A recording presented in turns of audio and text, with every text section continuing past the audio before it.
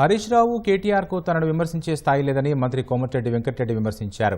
BRS రేపో మాపో మూతపడే దుకాణమన్న వెంకటరెడ్డి ప్రతిపక్ష నేత పదవి కోసం హరీష్ కేటీఆర్ కత్తులతో పొడుచుకుంటున్నారని ఆరోపించారు. హైదరాబాద్ గాంధీభవన్లో మంత్రితో ముఖాముఖి కార్యక్రమానికి హాజరైన మంత్రి వెంకటరెడ్డి బీఆర్ఎస్ నేతలపై విమర్శలు గుప్పించారు.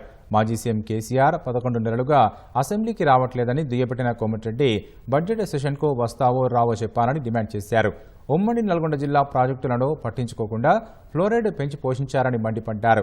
ఫార్ములా రేసు, బిల్డర్లు, ధరణి వంటి అనేక అంశాలతో లక్షల కోట్లు సంపాదించారని ఆరోపించిన వెంకటరెడ్డి తనపై ఒక్క అవినీతి కేసు ఉందా అని ప్రశ్నించారు.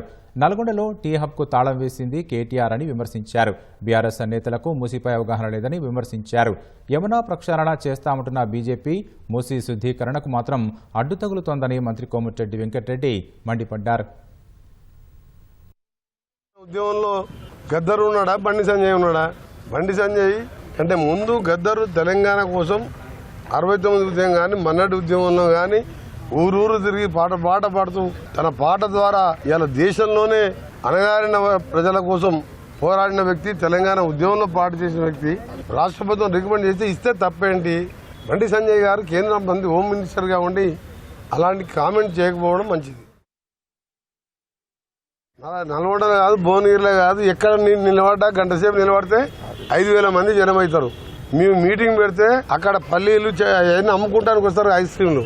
అంతమంది కూడా లేరు. ఆ సభలో ఆయన ఏ ముఖం పెట్టుకొచ్చిండు, ఎందుకు వచ్చిండు? 11 సీట్లు 60-70 వేల మెజార్టీ, పార్లమెంట్ క్యాండిడేట్ 6 లక్షల మెజార్టీ, సౌత్ ఇండియాలో హైయెస్ట్ నల్గొండ. ఏదో ఏకలింగం 2-3 వేలతో గెలిచి ఇంకా ఎందుకు వచ్చిండ్రు నల్గొండకు? ఫ్లోరైడ్ని పెంచి పోషించిన 10 ఏళ్ళ. ఇవాళ గన్నమల్ల, బస్వాపూర్ పైన కొండపోచమ్మ, మల్లన్న సాగర్ కట్టుకొని కిందికి కాలువ కూడా ఇచ్చే మానవత్వం లేని మనిషి రూపంలో ఉన్న మృగాలు ఆ ప్రభుత్వంలో పనిచేసిన వాళ్ళు.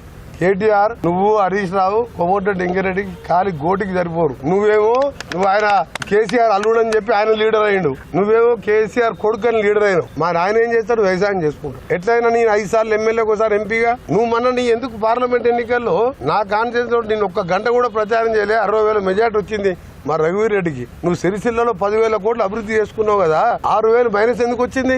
6,000 బండి సంజయ్కి లీడ్ ఎందుకు వచ్చింది? బీజేపీతో కుమ్మకైనా లేకపోతే ప్రజలు నీ ముఖం చూడలేక వేరే పార్టీకి ఓటేసినా?